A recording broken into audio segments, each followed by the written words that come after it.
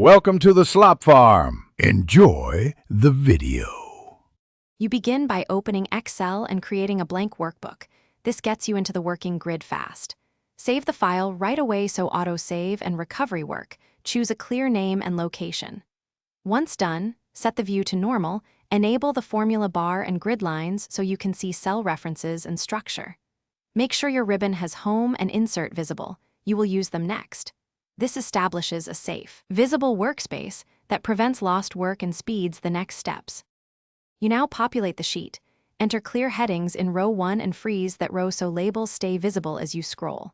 Next, input your data in columns and use simple formulas like SUM and average to calculate totals and means. Write an IF to handle conditions. Once a formula works, drag the fill handle to copy it down. This saves time and keeps references consistent. Also format columns for currency, percent, or date to make numbers readable and prevent misinterpretation. To finish, turn your numbers into visuals by selecting the range and inserting a chart. Excel's recommended charts suggest the best type. Once done, apply filters or sort from the Data tab to explore subsets, then save and consider a backup version or cloud copy. If things go wrong, first check cell references and ensure calculation is set to automatic.